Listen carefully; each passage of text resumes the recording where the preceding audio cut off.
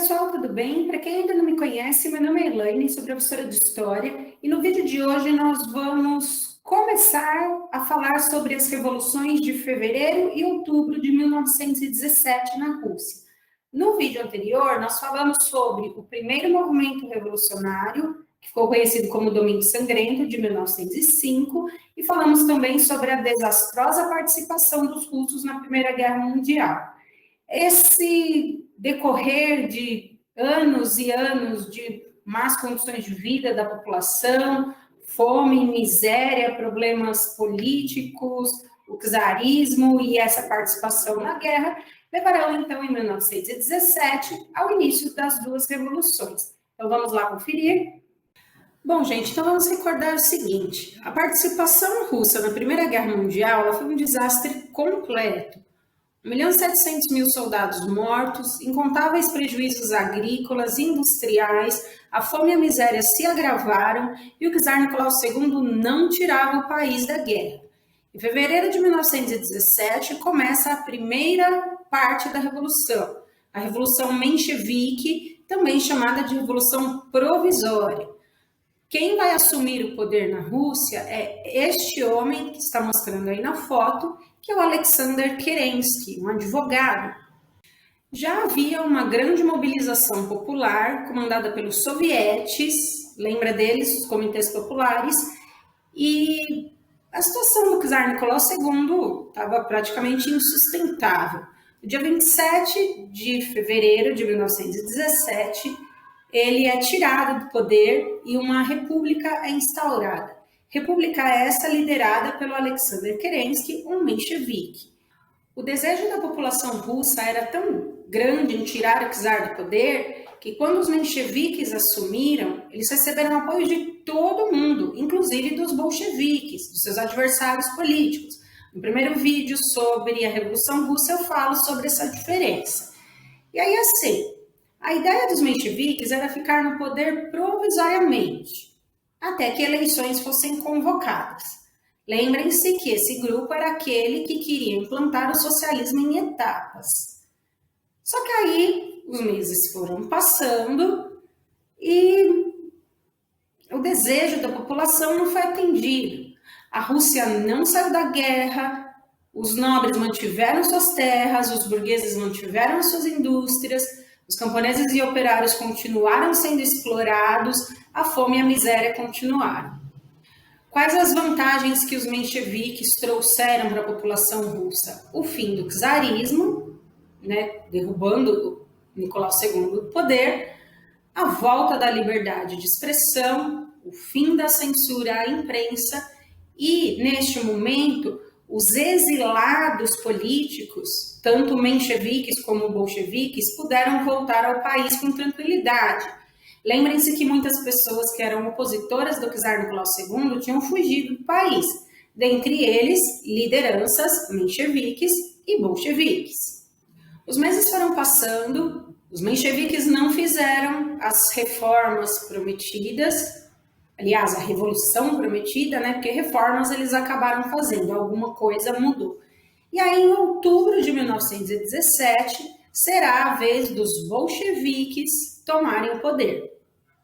Quando Lenin voltou ao país, lá durante o governo menchevique, ele avaliou a situação, viu que as reformas que os mencheviques tinham prometido não fizeram, e ele chegou à conclusão de que já era possível implantar o socialismo.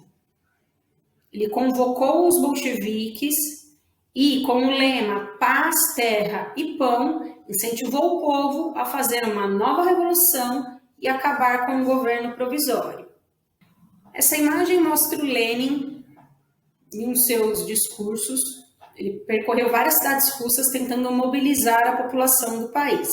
Aí assim, como é que você vai falar de ideias socialistas, de ideia do Karl Marx, do Friedrich Engels, para uma população analfabeta? Porque a maioria da população pobre na Rússia era analfabeta. Acredito que quase todo mundo. Como é que você vai explicar aquele negócio de governo de transição, socialismo? Aí, através do lema Paz, Terra e Pão, fica uma forma mais simples para as pessoas entenderem. Porque assim, paz, porque nós vamos tirar a Rússia da guerra. Terra, porque nós vamos dividir as terras entre os camponeses, que é a ideia socialista. E pão, porque nós vamos acabar com a fome no país. E isso fez com que esses discursos do Lenin fizessem muito sucesso, como vocês podem observar aí na foto, toda essa multidão. E, como eu falei para vocês, em várias cidades russas, esse tipo de situação irá acontecer. Então, em outubro de 1917, em um congresso de sovietes, em um congresso do povo, um congresso dos comitês populares, decidiu-se pela deposição do governo provisório. Então, Alexander Kerensky e os mencheviques são tirados do poder. É criado o Conselho dos Comissários do Povo, que tomaria as primeiras medidas para direcionar a Rússia ao socialismo, de acordo com as propostas dos sovietes. Então, dentro daquela ideia do Marx e do Engels que nós falamos, seria aqui aquele governo de transição, que vai fazer as primeiras mudanças, e esse governo de transição que é chamado de socialismo, aquela etapa chamada de socialismo. O Lenin era o líder do Conselho de Comissários do Povo, só que ele não governava sozinho, então assim, era uma espécie de poder descentralizado. O Lenin governava juntamente com o Conselho, que ouvia as propostas dos sovietes, e a grande preocupação dele era não decepcionar o povo novamente. Para garantir o sucesso da Revolução Bolchevique, foi criado o Exército Vermelho, liderado pelo Leon Trotsky, que também tinha sido exilado, que era o braço direito do Lenin, que se tornou uma pessoa muito querida pela população. E aí, a partir de outubro de 1917, a Revolução Socialista começa a acontecer.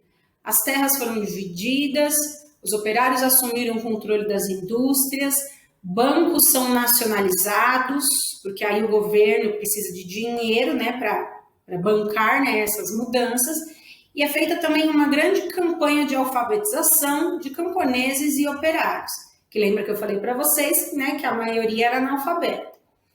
Na Revolução Bolchevique, as mulheres tiveram um papel muito importante, papel ativo durante a Revolução, que encontra aí na história um equivalente, digamos assim, ao período da República Jacobina na Revolução Francesa.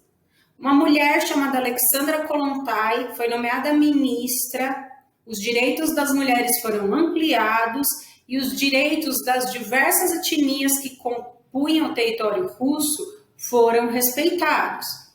Direitos dessas etnias que em vários momentos da história da Rússia e União Soviética não foram respeitados e não estão sendo neste momento também. Aqui na foto, então, está a Alexandra Kollontai, que foi nomeada ministra da Assistência Pública.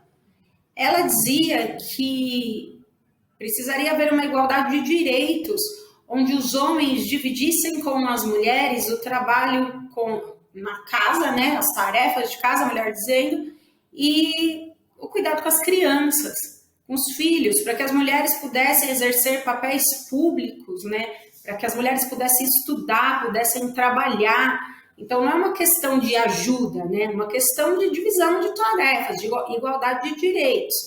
Alexandra Kollontai incentivou as mulheres a estudar e também estava envolvida na questão de criação de creches e escolas de educação infantil para que as mães pudessem deixar as suas crianças para poder estudar e trabalhar. Alexandra Kollontai é um nome muito importante dentro do movimento feminista.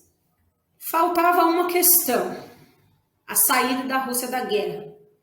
Lembra que, na verdade, desde que a Rússia entrou, a população estava pedindo para que a Rússia saísse. Sair da guerra não é uma coisa muito simples. Você não pode chegar e falar assim, gente, estou saindo, não quero mais.